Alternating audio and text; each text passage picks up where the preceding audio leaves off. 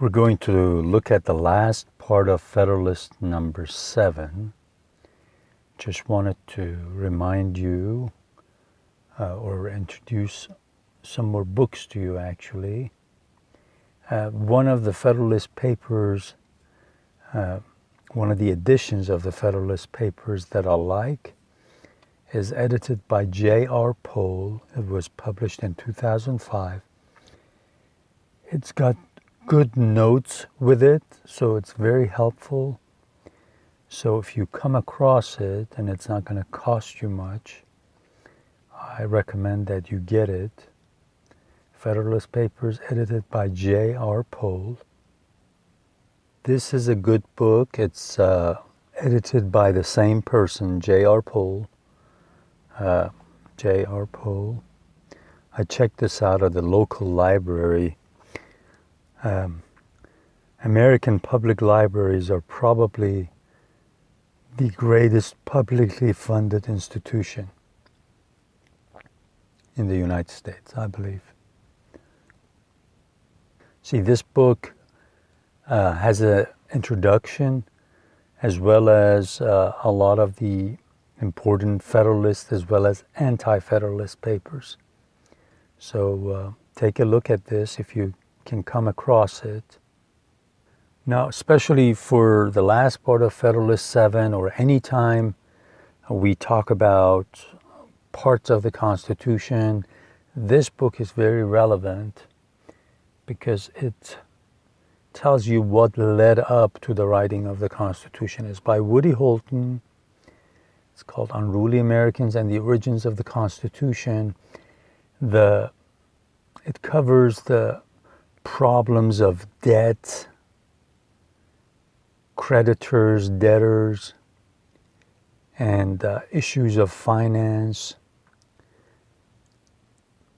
And it covers stuff that is not covered in a lot of other books.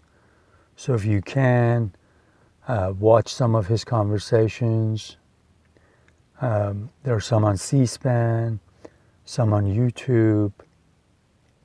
If you can't buy the book immediately, just watch. He's got a talk on C-SPAN about this book. It's pretty good. But definitely check this one out. This book I've mentioned to you, I've mentioned it before. This is a new one and it's pretty good. The Framers' Coup and the Making of the Constitution of the United States. Michael J. Claremont. This is another good book. Ratification by Pauline Maier. I've already talked about it.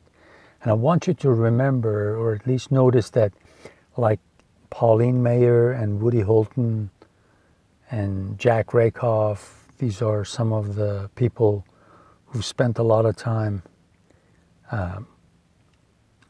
writing about early American history. Even Gordon Wood.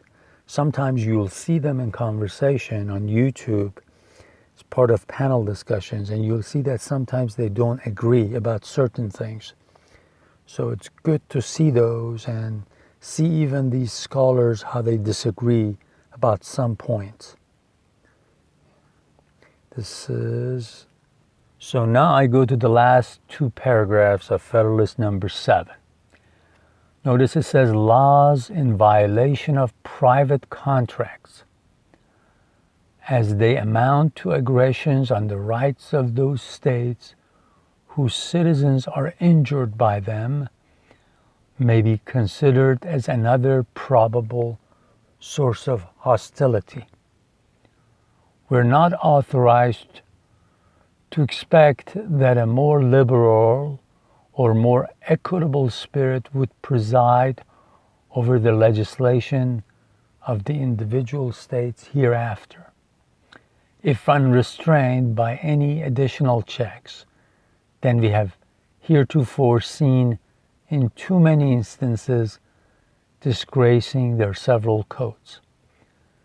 We have observed the disposition to retaliation excited in Connecticut in consequence of the enormities perpetrated by the legislature of Rhode Island and we reasonably infer that in similar cases, under other circumstances, a war not of parchment, but of the sword would chastise such atrocious breaches of moral obligation and social justice. Okay, since I'm just giving you an introduction to understanding the Federalist Papers, there are some notes given in Federalist Papers that is edited by J.R. Poole. Those would be helpful. Books like Unruly Americans would be really helpful for you to understand the context of what's going on here, what he's saying in this paragraph. When he talks about private contract, it all, if you listen and study it, it all goes back to the fact that a lot of the securities that were issued, a lot of the paper money that was issued by different states during the war, they had lost their value quite a bit. Okay? Let's say if a security was issued for $1, at this time in 1787, maybe it was worth 20 cents. Okay? And a lot of the creditors, a lot of the people who lent this money out, they said, we lent you $1, you're going to give us back $1, which is actually worth 20 cents. This is not how you honor a contract. Okay, I'm simplifying it for you, but that's just the gist of it. And some states actually, the reason he mentions Rhode Island, which is right here, that a lot of these states did not like Rhode Island was issuing paper money, just like dollar bills, except it was a state dollar bill, and it had lost its value. But what the state was doing, because the people were very influential, just the common people in the state, were telling their lawmakers, their assemblymen, that you have to make this, you have to force the creditors to accept this money.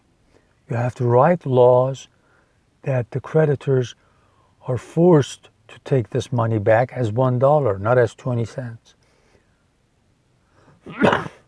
And that's why Hamilton is talking about honoring the private contract, because the private contract that said at the beginning said, I give you $1, you give me $1 back, not a 20 cents.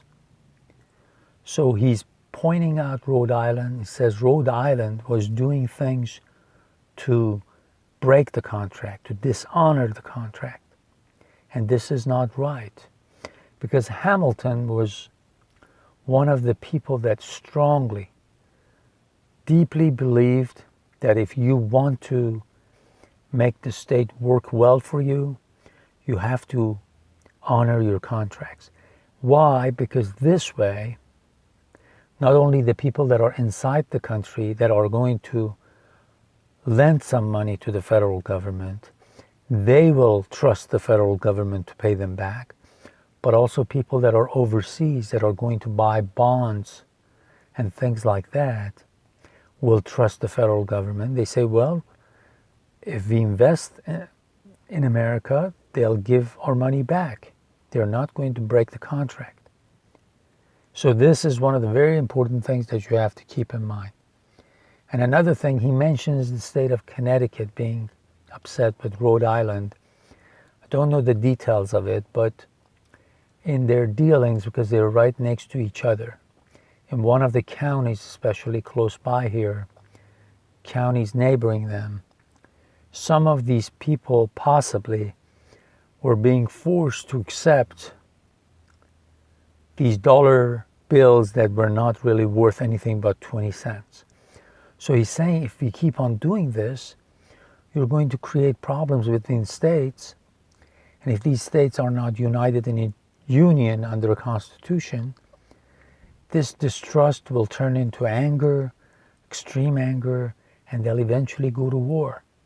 And that's why in this Federalist Paper 7, like the rest of the Federalist Papers, Hamilton is constantly saying we need to be in a union because these minor differences will become bigger and bigger and bigger. And instead of going to let law and the Constitution decide